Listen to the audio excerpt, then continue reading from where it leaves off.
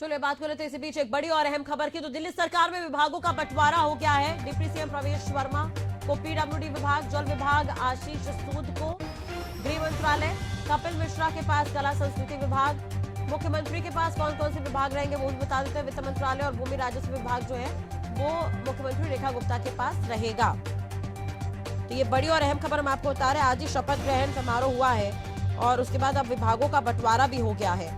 तो ये बड़ी और अहम खबर, काफी समय से सस्पेंस बरकरार था। कल नाम का ऐलान हुआ और उसके बाद जो मुख्यमंत्री है वो बनाई गई रेखा गुप्ता दिल्ली की, और अब विभागों का बंटवारा भी हो गया। उनके साथ पूरा कैबिनेट भी आज शपथ लेता हुआ नजर आया था। तो ऐसे में अब कैबिनेट का बंटवारा भी हो गया है। तो ये बड़ी और अहम खबर हम आपको बता रहे हैं।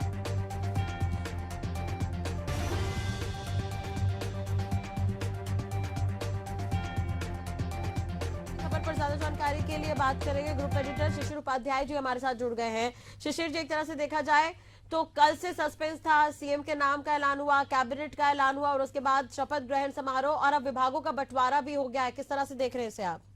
राशि जी, ऐसा लगता है कि भाजपा का एक नया चेहरा सामने आया है जी। भारतीय जनता पार्टी का एक डिफरेंट चेहरा ये सामने आया है, क्योंकि इससे पहले होता ये था कि मुख्यमंत्री बन जाता था, मंत्री बन जाते थे, 8-8 दिन तक उनके विभागों का बंटवारा नहीं होता था। लेकिन जिस तरीके से कल मुख्यमंत्री का नाम का फैसला हुआ, हाँ। आज शपथ हो गई और मंत्री बन गए और मंत्री बनने के साथ उनके विभागों का बंटवारा भी हो गया।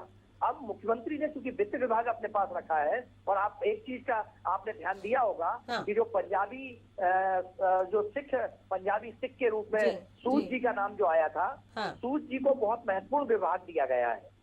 और कपिल शर्मा जो इससे पहले आम आदमी पार्टी में थे और आम आदमी पार्टी से वो इसमें भारतीय जनता पार्टी में आए हैं, उनको कानून मंत्रालय दिया गया है, क्योंकि उन्होंने कई कानूनी दांव पेच से अपने आप को बाहर करके, उनको बयानों पे उनको बड़ा हिंदूवादी नेता माना जाता था और उनके खिलाफ बहुत सारे प्रकरण भी दर्ज करे थे।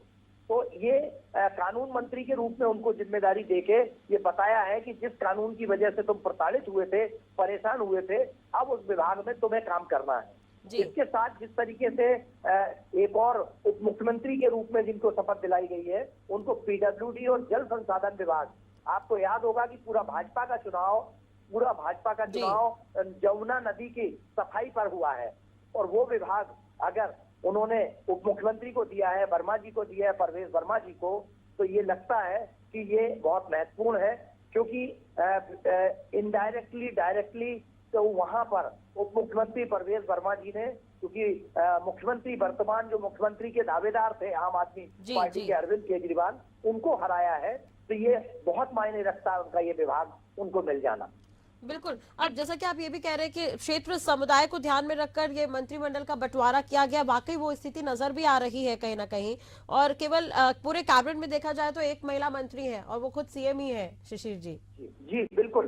देखिए, एक तो भारतीय जनता पार्टी ने बहुत बड़ा संदेश दिया है, देश की वित्त मंत्री जो है वो महिला है, और प्रदेश की मुख्यमंत्री को वित्त विभाग दिया गया है, और वित्त विभाग गृह लक्ष्मी को दिया जाता है जो अच्छे से संचालित करती है।